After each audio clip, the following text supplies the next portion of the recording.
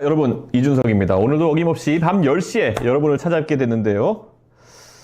오늘 첫 번째 주제를 이야기하기 전에 오늘 충격적인 주제거든요. 근데 이 영상 먼저 보고 시작해 보려고 하는데요. 준비된 영상을 먼저 보시겠습니다.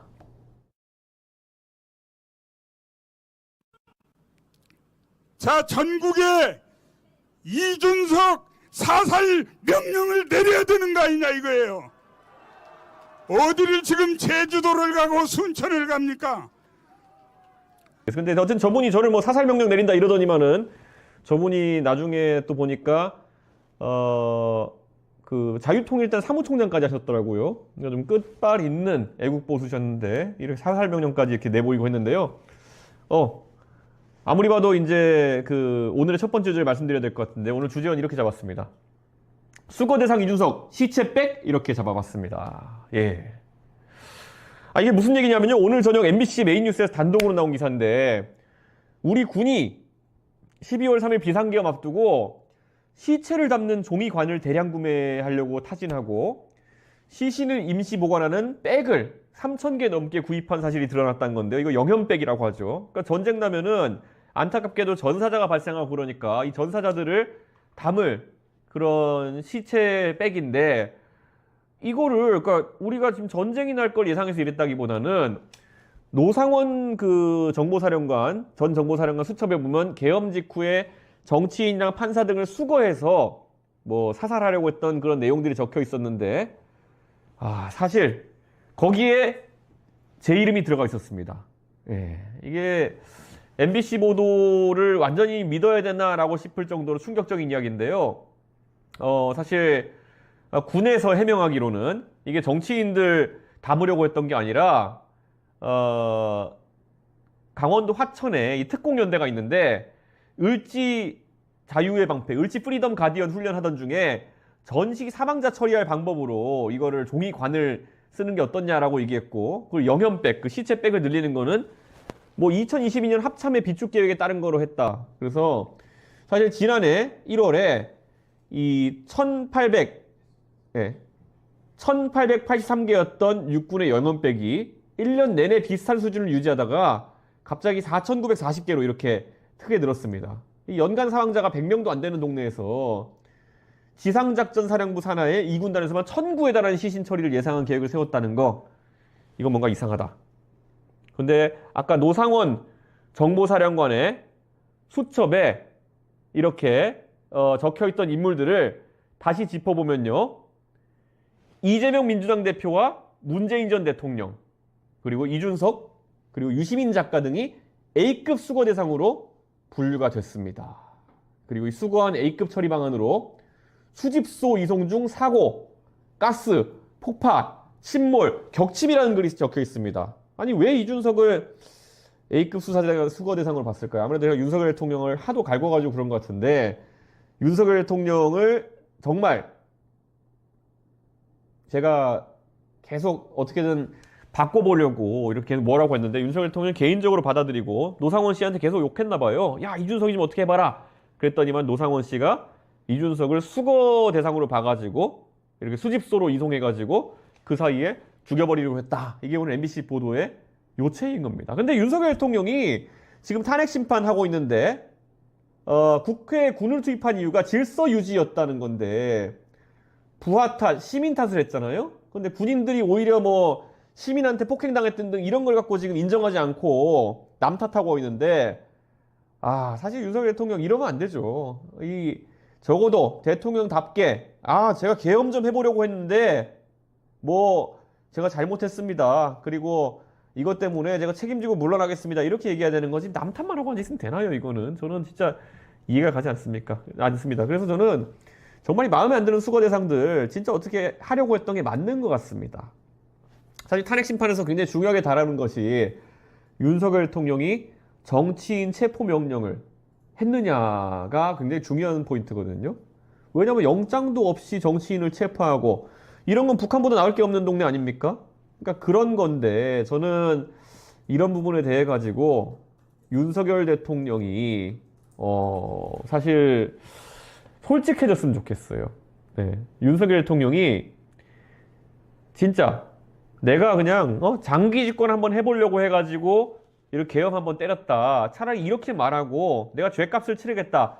이렇게 하는 게 맞지. 지금 말이 계속 오락가락하고 있는 거거든요.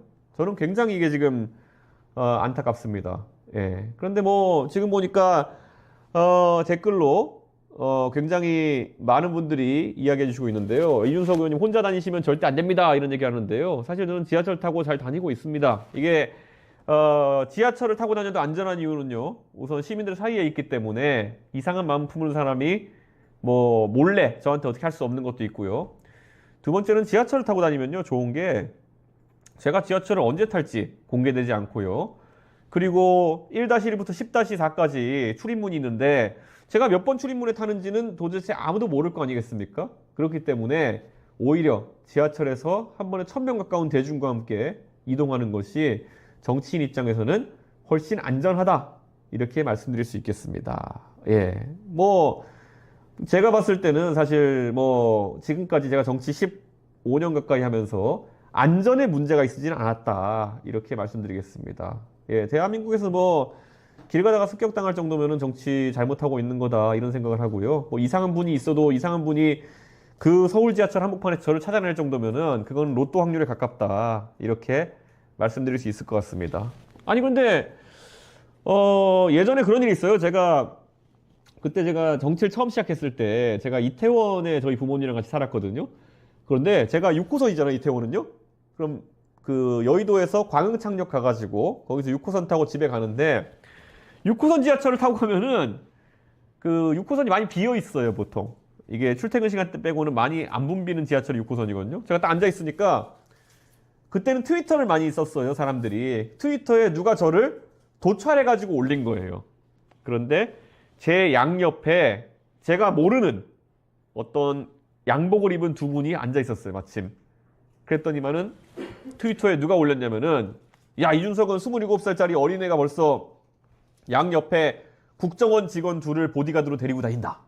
뭐 이런 식으로 트위터에서 누가 선동을 하더라고요. 그래가지고 기자들이 확인하러 전화 오고 이렇게 했었는데요. 사실 뭐 그렇게 뭐 옆에 보디가드 달고 다니고 저는 살면서 그렇게 해본 적은 2022년 지방선거 때 경찰 경호 받아본 거 그거 외에는 없는 것 같습니다. 그러니까 너무 그렇게 뭐 그런 것에 고민해 볼 필요는 없다 그렇게 생각합니다. 예, 뭐 계속 질문이 들어오고 있는데요. 예. 국정원 보디가드 같은 건 없죠. 정치인에게 굳이 딱 있다면은 선거 때 경찰에서 정당 대표나 아니면 중요한 후보한테는 경찰 경호가 붙습니다. 그리고 이분들도 경호를 전문적으로 하시는 분들이라기보다는 굉장히 뭐 이 운동도 많이 하시고 이런 분들인데 평상시에는 또 지역의 경찰서에서 임무에 종사하시다가 지원해가지고 이렇게 팀을 짜가지고 올라오는 분들이 이렇게 있습니다. 제가 재밌는 게 뭐냐면요. 제가 선거 때, 지난 지방선거 때인가요? 제가, 저희 경호팀 했던 분이, 마침 알고 봤더니 동탄경찰서에 근무하는 경찰관이었어요. 그래가지고 그때 제가 지방선거 때는 2022년 지방선거니까 제가 동탄으로 올지도 몰랐잖아요. 2024년에 제가 동탄으로 왔으니까. 근데 동탄에 와보니까 그분이 있더라고요. 예, 그래가지고 되게 반갑게 이렇게 인사했던 적이 있는데요. 그 당대표나 이런 경호하는 쪽은요, 대통령 경호실과 다르게 상시 경호 업무에 종사하는 것이 아니라 평소에는 이런 치안 업무나 이런 곳에 종사하다가 딱 이제 선거가 되면은 모여가지고 이런 경호 활동하는 분들 이런 팀이 붙는다. 그런데 사실 이분들한테도 제가 되게 죄송한 게 원래 선거에서 그 당대표나 아니면 뭐 대선주자 이런 사람들이 결과가 좋으면은 이분들도 사실 승진의 기회나 이런 것들이 아무래도 좀 생길 거거든요. 왜냐하면 제가 만약에 대통령이 된다 그러면 저를 경호해준 분들한테 고마움이 있을 거고 그래서 같이 계속 일하고 싶은 생각 같은 게 있을 거 아니에요. 그래서 제가 잘 돼가지고 그분들한테 조금이라도 더 나은 근무 환경을 제공할 수 있으면 하는데 제가 2022년 6월에 지방선거에 저 경호했던 팀이 진짜 열심히 해주시고 너무 잘해주셨거든요. 그런데 하자마자 이 윤석열 대통령과 윤핵관이 저를 성상납인이 어떻게 해가지고 쫓아내는 바람에 이분들한테 보답을 하지 못하고 이게 뭐 보답이라고 해가지고 공무원한테 뇌물 주고 이런 게 아니라 그래도 같이 한번 일해봅시다 이런 보답 같은 걸 할 수 있는데 그런 걸 하지 못하고 쫓겨나가지고 항상 마음의 빚이 있습니다. 제가 나중에 잘 되면 그분들한테 꼭 좋은 환경에서 근무할 수 있는 그런 기회를 드리고 싶다라는 말씀까지 드리겠습니다. 예. 오늘의 두 번째 주제, 결국 또 광주로 간 이재명 대표입니다. 예.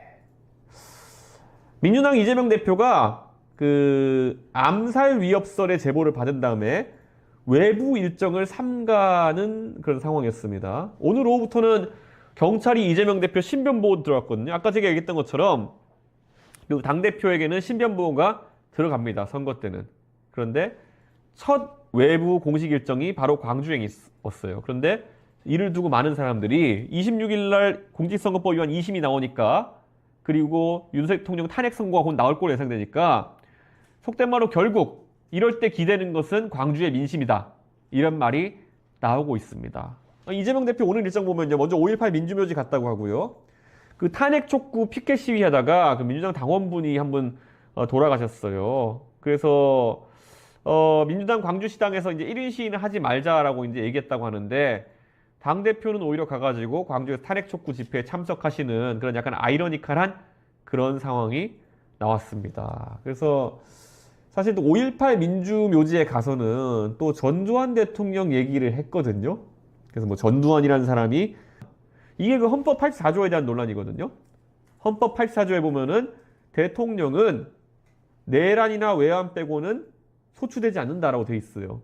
근데 멍청하게 윤석열 대통령이 그 중에서 빠져있는 내란을 해가지고 지금 기소되고 재판받는 건데, 어쨌든 이 소추되지 않는다라는 말이 기소되지 않는다는 말이냐, 아니면은 재판을 받지 않는, 재판까지 받지 않는다는 말이냐 때문에 이제 헌법학자들이 싸우고 있는데, 이거 아마 재미있는 논쟁이 될 겁니다. 왜냐하면 옛날에 2017년에 똑같은 일이 있었습니다. 2017년 돌아가 보면은 박근혜 대통령이 탄핵되고 나가지고, 그때 홍준표 당시 전 대표가 자유한국당의 대선 후보로 선출되게 됩니다. 그랬더니만은 그 당시에 민주당에서 많은 의원들이 홍준표라는 사람은 그 당시에 성완종 리스트 이런 것 때문에 재판을 받는데 대통령이 되어도 저 사람 재판은 끝까지 가야 된다. 그러니까 저 사람이 대통령이 되면 안 된다라는 주장을 하면서 해놓은 많은 말들이 있어요.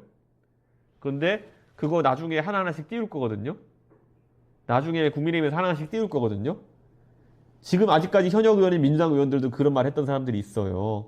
그런데 이재명 대표가 2심에서 유죄 나오면은 민주당 의원들이 과거에 본인과 싸우게 되는 결과가 나올 수 있다, 이렇게 생각합니다.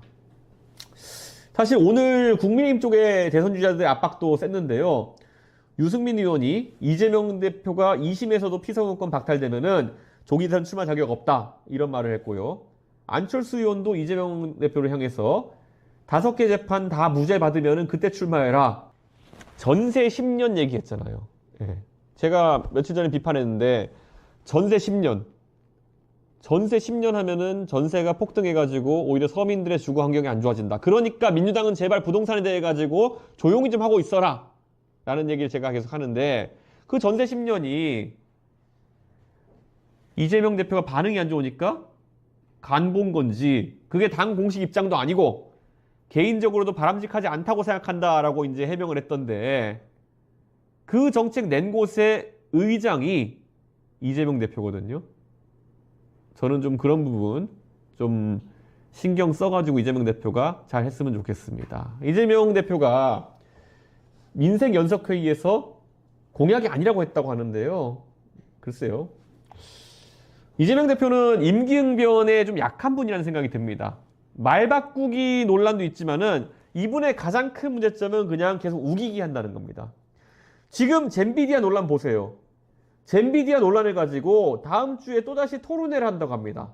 이거 이미 벤처캐피탈리스트도 그렇고 한겨레 신문 같은 곳에서도 이거 왜 이렇게 하느냐 얘기하면서 비판적인 논조로 이야기했는데, 하여튼간 이 정당들은 수령 무오류주의 같은 게 있는 거예요. 민주당 같은 정당들은 이렇게 단일 지도자 체제로 가다 보니까 우리 수령이 잘못된 얘기를 한다고 귀결되면 큰일 난다. 그래서 수령 무오류주의를 자꾸 가져가려고 하는데, 저는 좀 그런 걸 벗어났으면 좋겠다, 이런 생각이 듭니다. 예. 예전에 또 이재명 대표가 했던 말 뒤집기 하는 거 한번 볼까요? 이재명 대표가 요즘은 탄핵에 대해 가지고 승복해야 된다라고 얘기하잖아요. 2017년에 박근혜 대통령이 탄핵되던 시기에 이재명 대표는 성남시장이었습니다. 그때는 기초자치단체장으로서 굉장히 관심을 받아야 되는 사람이었어요. 그때 이재명 대표가 한 말을 제가 그대로 읊어드리겠습니다. 2017년 박근혜 탄핵을 앞두고 만약 헌법재판소가 기각하면 횃불을 들고라도 헌재를 상대로 싸워야 한다라고 주장했던 사람이 이재명 대표입니다. 그러니까 지금 언론에 나와서 아무렇지 않게 승복해야죠 이러는 게 얼마나 웃긴 상황입니까? 박찬대 의원 등 지도부가 각종 집회 나가게 해가지고 지금 부추기고 있는 거 아니냐는 말이 나오고 있는 거죠. 그리고 또 이런 이재명 대표 말 바꾸기도 저희가 계속 추적해가지고 보겠습니다만은 오늘 재밌는 게 조국 대표가 또 오랜만에 뉴스를 탔는데요. 조국 전 대표가 옥중에서 시사저널이랑 인터뷰했습니다. 근데 옥중에서 인터뷰하는 게 쉽지 않은데 어쨌든 범야권 오픈 프라이머리를 계속 주장하는데 김부겸 전 총리, 김동연 지사는 찬성하거든요. 그런데 친명계는 당연히 주저하죠. 지금 자기들이 세상 다 먹었다고 생각하는데 왜 그런 주장을 받아주겠습니까? 그런데 조국 전 대표도 상당히 고민이 많이 될 거예요. 본인이 어차피 옥중에 있으니까 출마할 수 없는데 조국 전 대표의 지지 세력은 있거든요. 그럼 이 세력을 바탕으로 옥중에서도 정치적 영향력을 발휘해야 되는 상황이고 그러면은 조국혁신당이 가진 가장 큰 무기가 뭐겠습니까? 조국혁신당이 기호 3번 정당이라는 거예요. 그럼 이 기호 3번 정당에 공간을 열어줄 수 있는 그런 방식을 원할 겁니다. 그게 이제 범야권 오픈 프라이머리 하자는 건데요. 사실 민주당 입장에서는 트라우마가 떠오를 겁니다.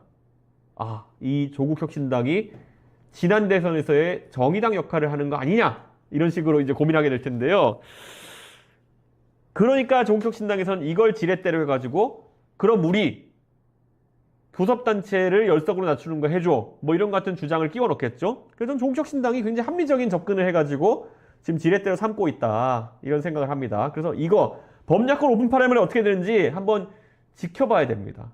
예, 꽤 야권의 판도에 변동을 줄 수 있다 저는 그런 생각합니다. 자, 오늘 좀 템포를 빠르게 가져가서 세 번째 주제 얘기해 보겠습니다. 오늘은 제가 세 가지 주제를 다루고 나서 여러분이 궁금해하는 질문사항들에 대해서 답을 많이 할 건데요.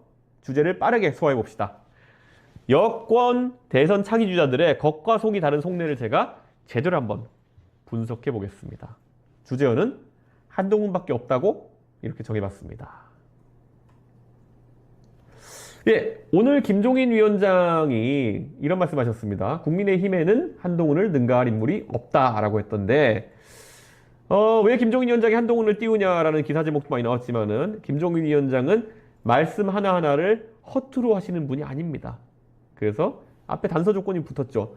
국민의힘에는 한동훈을 능가할 인물이 없다라고 했는데 국민의힘 밖에는 있다는 거죠. 그게 무슨 의미일지는 여러분이 알아서 상상하셨으면 좋겠습니다. 그리고 또 다른 방송에 나가가지고는 원래 김종인 위원장이 어떤 당이든 어려우면 비대위원장 요청 받아가지고 역할하시는 거로 유명한 분이잖아요. 다른 방송에서 국민의힘에서 만약에 비대위원장 요청이 들어오면 어떤 조언을 하겠냐라는 질문에는 솔직히 말해 희망이 없어요. 이렇게 얘기하시고 지금 국민에게 무엇을 내놓고 표를 달라고 하겠냐? 이런 식의 얘기를 말하셨더라고요. 김종인 위원장이 한동훈이 될 거라고 사실상 밀어주는 배경, 전망하시는 배경이 뭐라고 보느냐 설명드리자면요. 제가 국민의힘도 잘 알고요. 김종인 위원장도 잘 아는 입장인데 사실 한동훈 대표는 잘 모릅니다. 그런데 지금 경선구도를 한번 분석해보면요. 현재 국민의힘 경선구도는 4강 3중입니다. 자, 민심의 김문수, 당심의 김문수. 자, 1등 주자죠. 그리고 역전의 명수, 오세훈, 홍준표 두 분이 있고요. 그리고 이제 탄핵 찬성파의 지지를 받아서 한동훈 전 대표가 지금 올라와 있는 거죠. 이게 4강이라고 이제 보통 분류를 하고 사실 1강 3중 정도로 봐도 될 것 같습니다. 민심의 김문수, 당신의 김문수. 워낙 지금 지지율이 잘 나오고 있기 때문에. 그리고 3중 또는 3약으로 표현할 수 있는 안철수, 유승민, 원희룡 세 분이 있는 것 같아요. 자, 굳이 보자면 그래서 1강, 3중, 3약 정도로 이렇게 볼 수 있을 것 같은데요. 과거 사례를 보면요. 컷오프를 합니다. 국민의힘 경선이 원래 한 7-8명 나오면요. 3-4명으로 압축한 다음에 본 경선을 진행합니다. 자, 여기에 대해서 제가 옛날 얘기 하나 해드리자면요. 옛날에 제가 윤석열 대통령을 처음 본 자리, 아크로비스타가 처음 본 자리에서, 두 번째로 본 자리였나? 두 번째 본 자리에서 그때 윤석열 총장이 아직까지 입당을 안 했을 때였어요. 국민의힘에. 근데 저한테 입당하고 싶다고 상담해달라 그래서 갔는데 그 윤석열 대통령, 그 당시 총장이 저한테 그런 얘기 했어요. 아, 대표님, 제가 만약 들어가게 되면은 지금 후보들이 한 6-7명 정도 있는데, 성대모사 좀 할까? 이게, 대표님, 제가 하면은 6명 정도 있는데, 이게 뭐, 컷오프를 몇 명까지 하는 겁니까? 제가 봤을 때는 당신이 1등 할 것 같은데, 당신이 그러면은 한 3명 정도로 압축하면은 유리할 거다. 이런 얘기 해줬어요.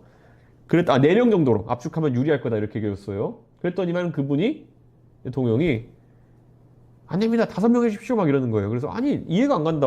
원래 당신이 압도적인 1등 할 것 같은 상황에서는 후보가 많이 안 남아가지고 당신을 다 같이 공격하는 거를 피해야 되는 거 아니냐. 그러니까 4명이 당신한테 유리하다 그랬더니만은 어디서 누구한테 뭘 듣고 왔는지 무조건 5명 해야 된다는 거예요. 그래서 그것 때문에 한 30분 가까이 싸웠죠.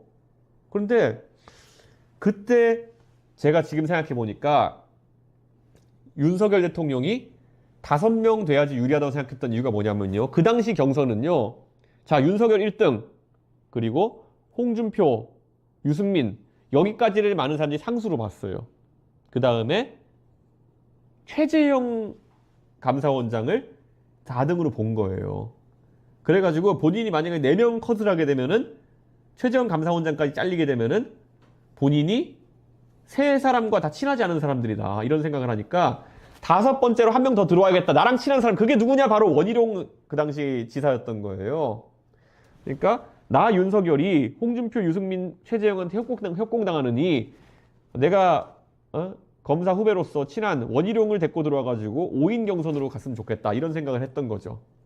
그런데 그때 실제 결과는 제가 그래서 당신 뭣도 모르고 하는 얘기고 이상한 소리 하지 말고 4명으로 자르겠다 그래가지고 4명으로 잘라가지고 그때 오히려 최재형 감사원장이 떨어지고 원희룡 지사가 들어온 거죠. 그래가지고 하여튼 윤석열 대통령은 그때부터 정알못이었다. 정치를 알지도 못하면서 계속 이렇게 요구사항만 많았던 기억이 나는데 지금 비슷한 구도인 겁니다. 지금 자 보시면은 만약에 민심의 김문수, 당심의 김문수 1등을 한다 그러면은 그 다음이 제 생각에는 오세훈, 홍준표, 한동훈 여기까지가 아마 4인 컷오프가 될 것 같거든요. 그러면은 여기서 가장 중요한 게 뭐냐면은 과연 권영세, 권성동 지도부, 쌍권이라고 해요. 쌍권 지도부는 셋으로 줄일 것이냐 아니면 이 넷을 가져갈 것이냐. 이게 왜 중요하냐면요. 자, 지금 굳이 국민의힘 지지층의 그 구도를 봤을 때 김문수 장관을 좋아하는 사람들이 사실 있고요.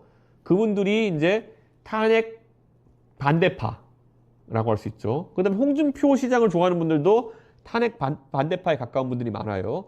그 다음에 오세훈과 한동훈 둘을 좋아하는 사람들이 탄핵 찬성파에 가깝죠.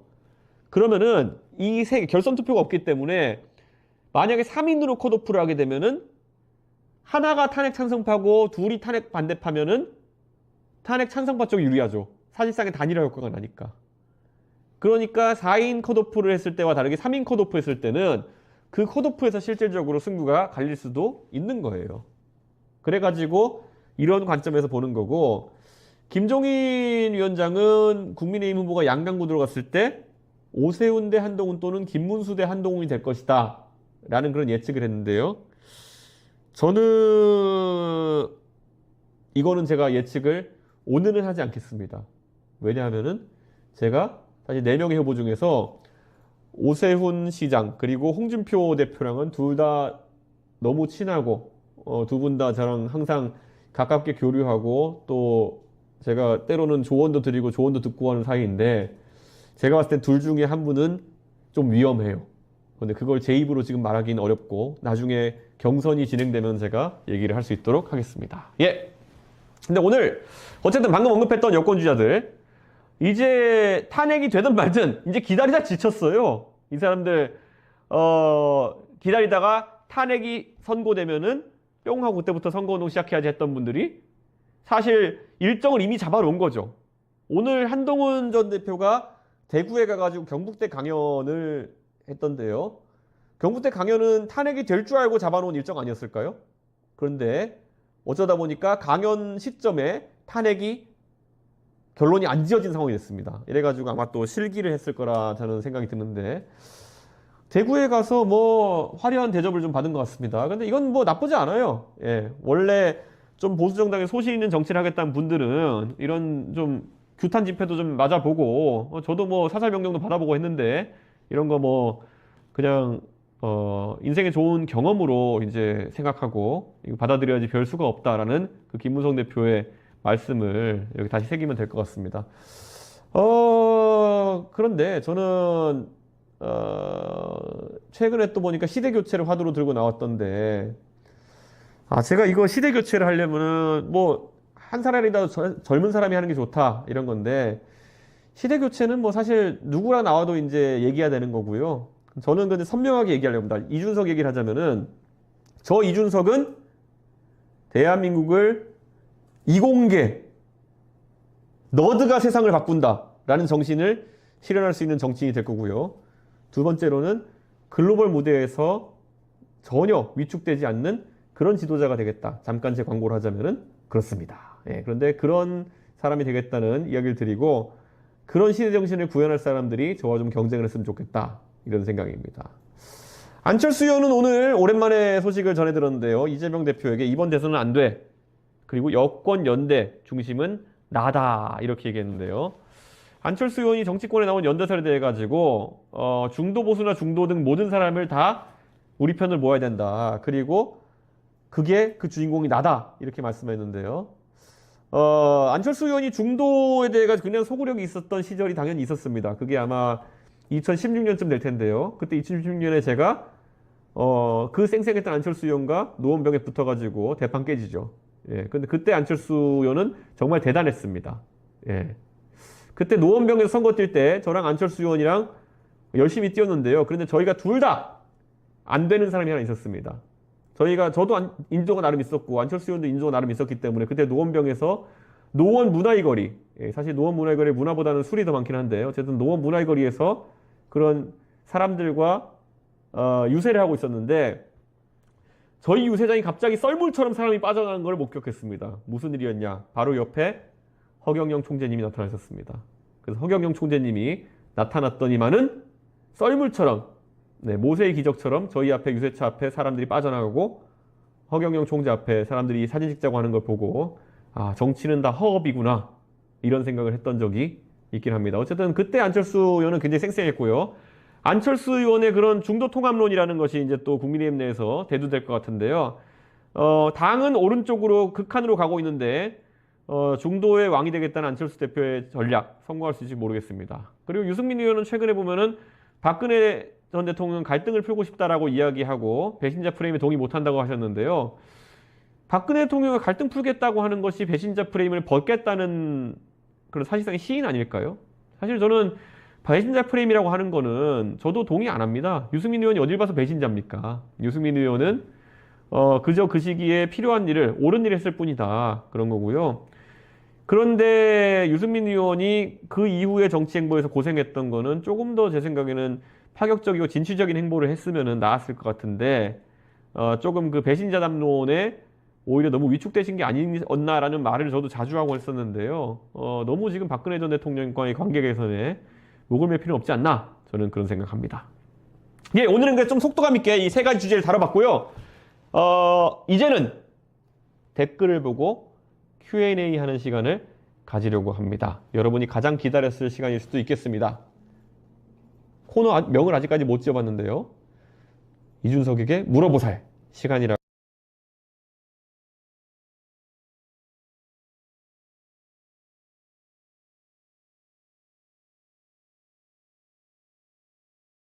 제가 주제로 다뤘으면 하는 현안, 뉴스, 정책 이슈, 그리고 여기에 또 저한테 그냥 궁금했던 점까지 마구마구 질문 주시면은 제가 심혈을 기울여서 선정해서 답변을 드리도록 하겠습니다.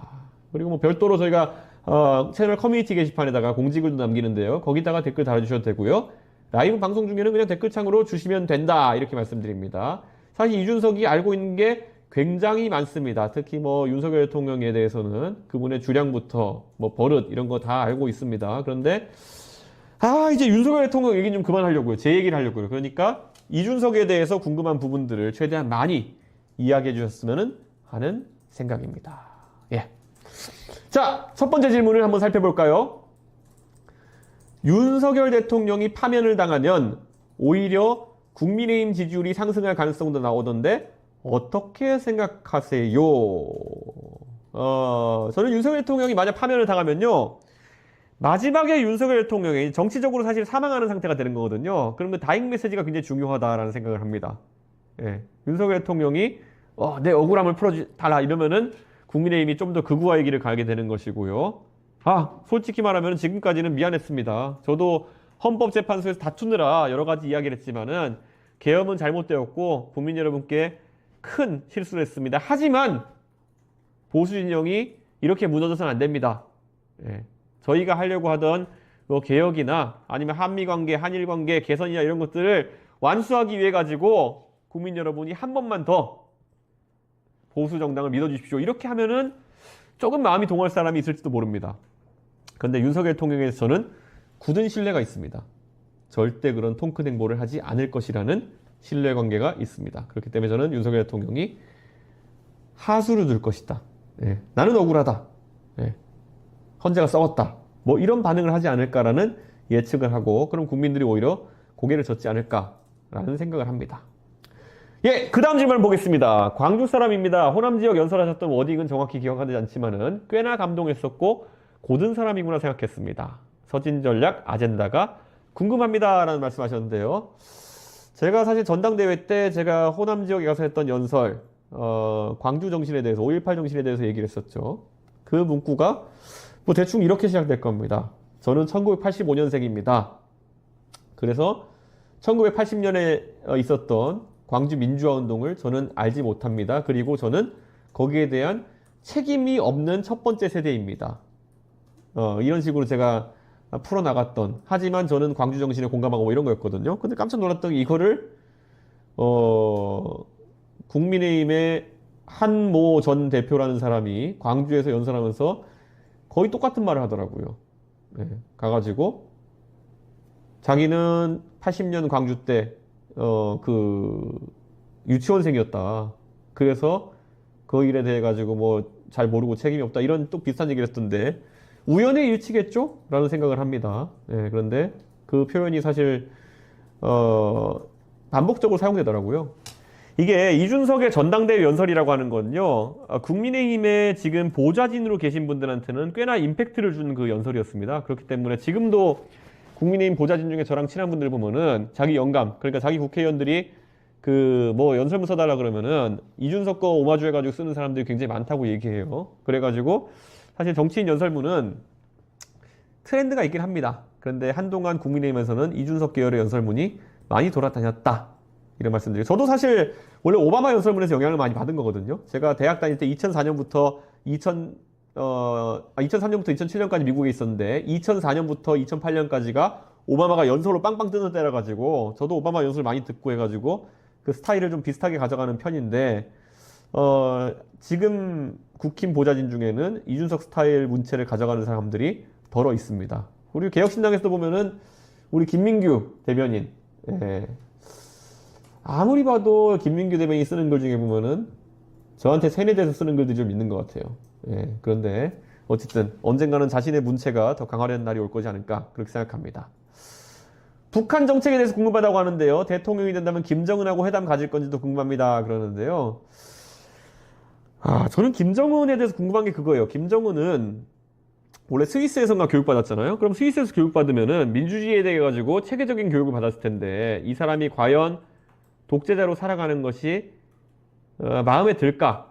아니면은 뭔가 내가 배운 것과 다르게 사는 것에 대해서 캥기는 게 있을까? 이런 생각하거든요. 여러분은 어떨 것 같으세요? 제가 김정은이라면요, 자기도 좀, 민주주의 지도자들처럼 멋있느냐고 살고 싶을 것 같아요. 맨날 무슨 뭐 고모부를 쏴주겠다는 이런 것 때문에 뉴스에 나오는 게 아니라. 저는 그래서 김정은하고는 솔직하게 한번 대화를 해보고 싶어요. 네. 제가 대통령이 된다면은 김정은에게 우선 첫 번째로는 조건 없는 대화를 한번 제안해보고 싶습니다. 조건 없는이라고 하는 것은 그게 뭐 비핵화를 뭐 어떻게 하고 뭐 핵을 인정하고 이런 문제가 아니라 우선 대화는 한번 해봅시다 정도를 제안할 것 같습니다. 예. 사실 김정은 입장에서는 본인도 좀 그런 생각할 거예요. 원래 제가 이런 얘기하거든요. 만약 북한하고 통일이 되면은 북한 사람들은 투표하는 게 95% 이상 투표하는 게 버릇이잖아요. 하도 그렇게 강제로 투표하게 만드니까. 그리고 북한 사람들이 아는 사람은 수령님밖에 없잖아요. 그럼 만약에 대한민국이 한반도가 통일이 돼가지고 막 대통령 선거를 해요. 그런데 똘똘 뭉쳐서 투표하는 2,400만 명 북한 주민들이 아는 사람이 김정은밖에 없어가지고 김정은을 대통령 뽑고, 그리고 대한민국 국민들 같은 경우에는 그 빨간당 파랑 나눠 찍고, 그러면 통일 한국의 대통령이 막 김정은이 돼버리고 막 이런 상황이 발생하지 않을까, 이런 상상도 해보는데요. 그만큼 민주주의는 예상치 못한 결과로 낳기도 하기 때문에 저는 가끔가다 그런 망상도 해봅니다. 예. 자, 전세 사기 대책. 전세 사기에 대해 가지고 2030 대변하는 의원님의 의견을 듣고 싶습니다. 사실 얼마 전에 이주영 의원님하고 그 천안 원내대표하고 전세 사기 관련해 가지고 토론회도 하고 했는데요. 전세 사기라는 게 어떻게 발생하느냐? 이거는 우리나라는 부동산이 전부 다 전산화 등기돼 있잖아요. 등기로 전산화돼 있고 그 웬만한 건 다 담보물로 우리가 은행 대출 받을 때도 다 기록이 남게 되어 있는데, 이게 등기부를 종이로 떼가지고 열람하면서 계약한 다음에 실제로 그 저당권이 설정되기까지 발생하는 시차를 이용해서 사기치는 거거든요. 근데 이거는 제가 컴퓨터공학도잖아요. 컴퓨터공학을 배운 사람이면은 저는 대학교 3학년 때 배웠던 것 같은데 동기화 문제라고 이게 나옵니다. 이게 뭐냐면요, 이런 거예요. 컴퓨터 과학의 기본적인 시험 문제 중에 하나인데, 우리가 ATM기가 있잖아요. ATM기에 가가지고 이 카드를 꽂으면은 너 100만 원 들어있어, 얼마 뽑을래 물어보잖아요. 그럼 거기서 우리가 만약에 50만 원 뽑을래 그러면은 50만 원 뽑고 50만 원 남잖아요. 근데 만약에 혹시 우리가 두 대의 ATM에 동시에 가가지고 하나는 카드, 하나는 삼성 월렛으로 만약에 ATM기를 가동시키면은 동시에 100만 원이가 떴을 때 여기서 100만 원씩 둘 다 뺄 수 있느냐, 뭐 이런 걸 다루는 거예요. 전세 사기가 이런 거예요. 그러니까 하나에 100만 원밖에 없는데 이걸 두 번 팔아먹으면은 전세 사기가 되는 거거든요. 그러니까 이런 문제를 다루는 것이 컴퓨터 과학에서의 동기화 문제, 락킹 문제 뭐 이런 거거든요. 근데 이런 거를 사실 구현하는 게 어렵지 않아요. 대한민국의 등기에다가 에스크로 서비스라든지 이런 것들을 강제하고, 그 다음에 이런 전산 딜레이를 없애게 되면은 이런 시간차에 의한 불공정 거래 또는 전세 사기가 없어질 수 있거든요. 하여튼 대통령 만들어주시면 전세 사기는 기술적으로 못하게 제가 막아버리겠습니다. 예, 전세 사기 이미 피해를 입으신 분들에게는 지금 저희 의원실에도 전세 사기 당한 비서관이 한 명 있는데 자기 집을, 그래서 전세 살던 집을 우선 매입하는 그런 방식으로 지금 해결을 하려고 하는데, 졸지에 갑자기 빌라가 한 채 생긴 거죠, 제 비서관은. 그런데 거기에 대해서 이제 대출도 갚고 해야 될 텐데, 어쨌든 그것보단 좀 나은 대안들을 내보겠습니다. 비염에 좋은 비염 세척기랑 수제 생강청 보내드리면 되나요? 근데 제 비염은요, 저도 비염 세척기 있어요. 예, 그런데 그거 해도 어차피 일정 시간 지나면은 문제가 되는 거고, 그렇기 때문에 비염 세척은 제가 안 보내주셔도 되고요. 뭐 도라지 물부터 뭐 이런 거 보내주신 분들이 많아가지고 저희 집이 거의 건강원 수준입니다. 지금 가보면은 뭐 목에 좋다, 코에 좋다라고 하는 것들은 거의 제가 엄청나게 많이 있는데요. 사실 그 문제보다는 그냥 이 밤이 되어가지고 피로도 플러스 알레르겐에 오랫동안 노출돼가지고 이 비염 증상이 좀 심해지는 거다. 오히려 제가 몸무게 따라가지고 약간 비염 증상이 달라지긴 하는데요.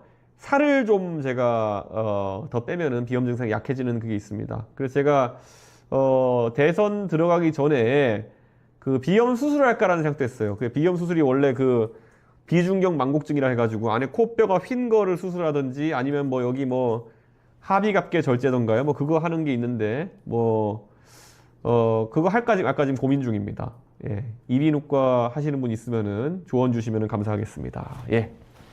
자, 미혼모 미혼부 관련 정책을 알려주세요. 뭐 미혼모 미혼부 관련해서 정책이라고 하는 거는 뭐가 있을까요? 실제 고딩 언빠 이런 것들 방송에서 나오는 거 이런 거 보면은 사실 지금 미혼모 미혼부 중에서 좀 어릴 때 이렇게 결혼하신 분들이나 이런 분들 아니면 어릴 때 결혼하지 않고 아이를 출산하신 분들이 사실 생계를 이어나가는 것과 육아하는 것을 병행하기에 어려움을 겪는 경우가 굉장히 많은데요. 저는 사실 대한민국의 출산율 정책에 있어서 새로운 그 출산율 정책으로 아이를 더 많이 낳게 하는 것도 중요하지만은 이미 출산해서 키워지는 아이들이 그런 가정 환경 때문에 어릴 때 경험해야 될 걸 충분히 경험하지 못한다든지 아니면은 미혼모 미혼부 같이 약간 아이를 키우기 어려운 환경에 있는 분들이 육아를 포기해 가지고 뭐 이거를 뭐 아이를 다른 곳에 맡긴다든지 한 일이 없도록 충분한 지원이 필요하다 이런 생각을 하고요. 사실 미혼모 미혼부 같은 경우에는 그 일자리를 구할 때까지 교육이 부족해 가지고 못 구하는 경우도 있고 그런데 저는 그런 데 있어 가지고는 철저하게 지원을 해야 된다라는 생각을 합니다. 사실 그 지원의 일환으로는 결국 일자리나 이런 것들이 문제가 되게 될 텐데요. 이게 뭐 미혼모 미혼부라 해가지고 일자리에 취득에 혜택을 준다 이러면은 그건 또 다른 불공정의 문제일 테니까요. 제가 그거는 한번 연구해 보도록 그렇게 하겠습니다. 고1 학부모인데 고교학점제가 우리나라에서 안착된다고 생각하시나요? 제가 제 책에 보면 이 내용이 나와 있습니다. 제 책에 보면 제 책이 어디 있냐?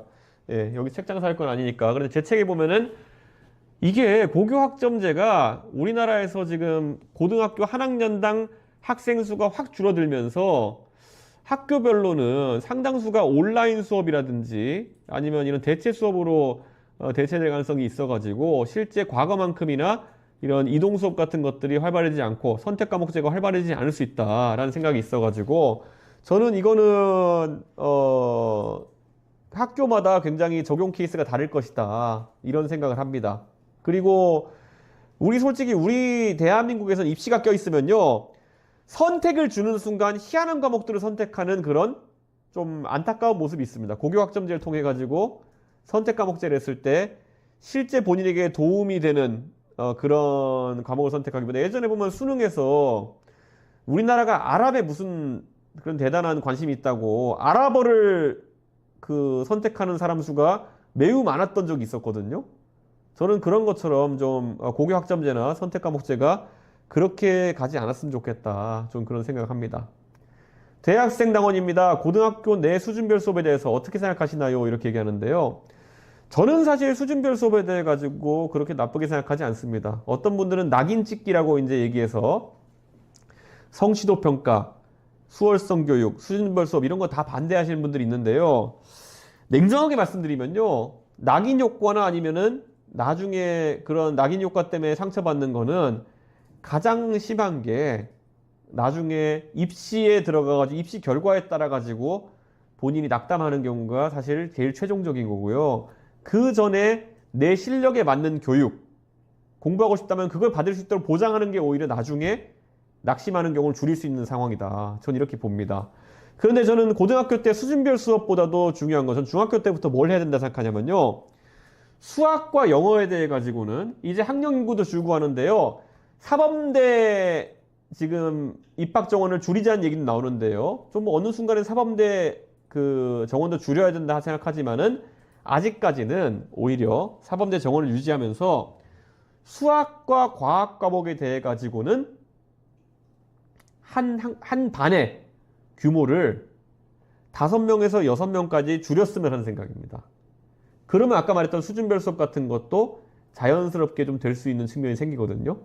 지금은요, 제가 옛날에 중학생들 수학 가르치는 교육봉사에서도 알지만요, 우리가 너무 너디한 얘기인데, 화학에서 보면요, 화학 반응이 일어날 때 가장 느린 반응이 전체 화학 반응의 속도를 결정한다라는 이런 내용이 있어요. 너무 너디한 얘기인데 어쨌든 간에 수학 교육을 한 반에서 예를 들어 2, 30명한테 시켜보면요.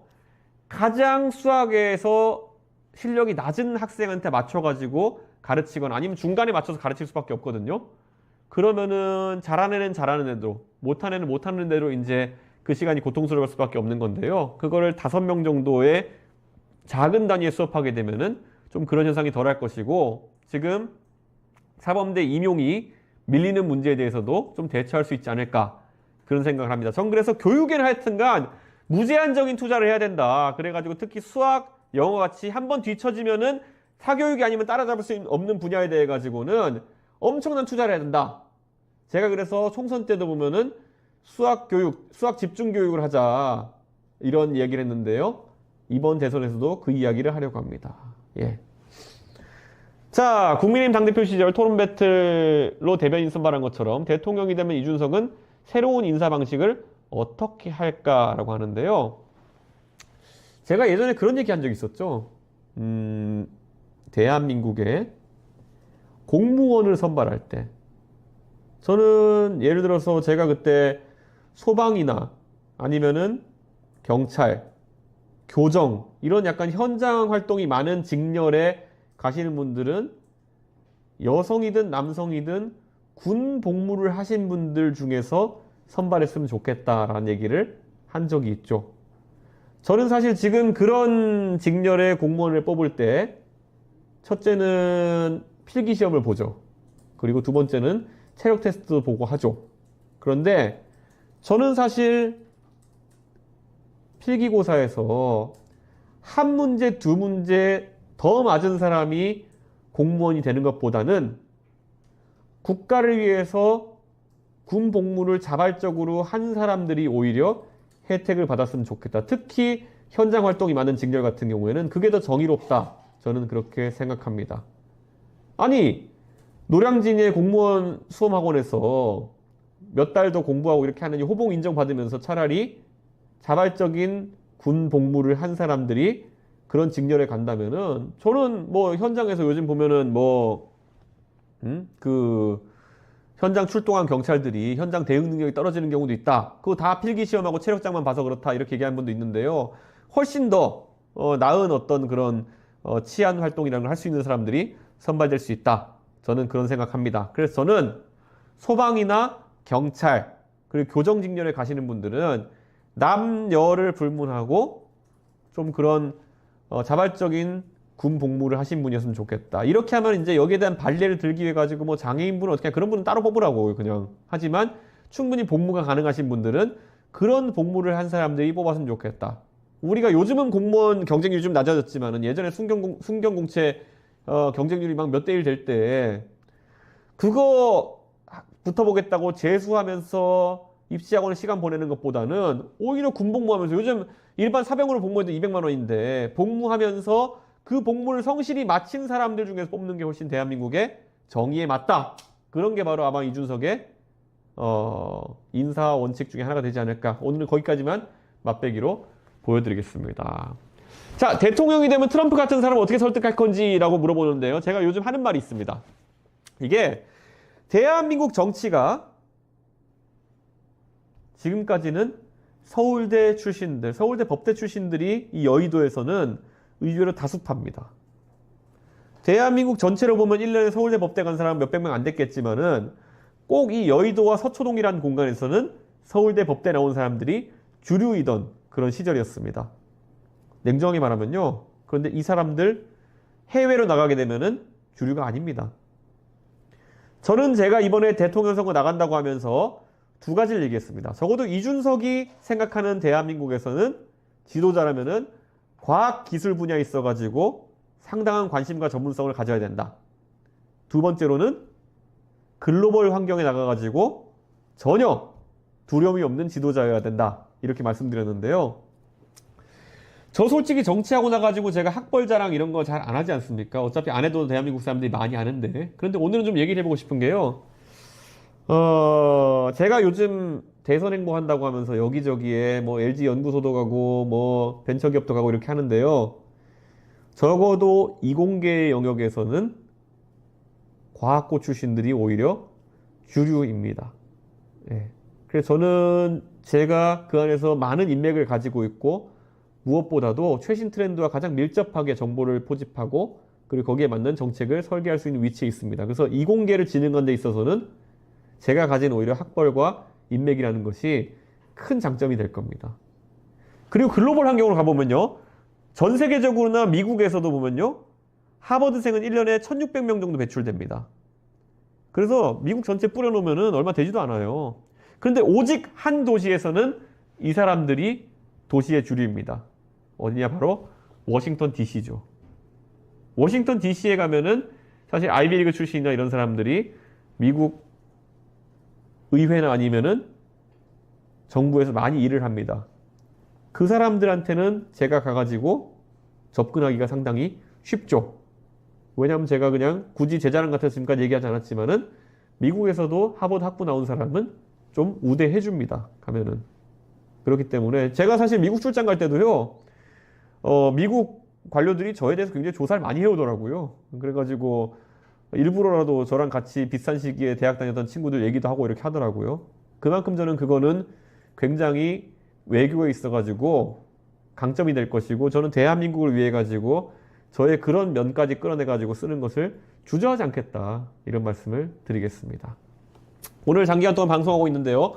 구독, 좋아요, 알림 설정 아직 안 하셨다면 꼭 부탁드립니다. 앞으로 이준석의 비전에 대해 가지고 정말 여러분 질문에 계속 꾸준히 답하면서 열심히 제 정견을 알리는 정치하겠습니다. 이게 정치라는 게요. 돈도 많이 들고 하는데요. 이렇게 소통을 통해서 정치할 수 있는 문화가 확립되면은 확실히 좋습니다. 그래서 여러분께서 도와주십시오. 여러분과 여러분 친구 그리고 가족들에게 이준석 유튜브 채널 같이 구독하자 이렇게 말씀해 주시면은 이런 좀 미래 담론에 관한 얘기가 쭉쭉 뻗어날 수 있을 겁니다. 그리고 앞으로 방송에서 저도 주제를 선정해서 오겠지만은 여러분이 궁금해하는 것들을 많이 다루겠습니다. 저희 커뮤니티 사이트에 유튜브 커뮤니티 사이트에다가 미리 댓글로 여러분이 궁금해하는 점을 달아주시면은 제가 앞으로 더 열심히 준비해가지고 만족하실 만한 답변을 드리도록 하겠습니다. 예, 오늘 얘기는 여기까지 하겠습니다. 모두 수고하셨습니다. 밤 10시에는 매일매일 이준석의 라이브. 저는 내일 밤 10시에 또다시 찾아뵙겠습니다. 오늘도 함께해 주신 모든 분들 좋은 밤 되십시오.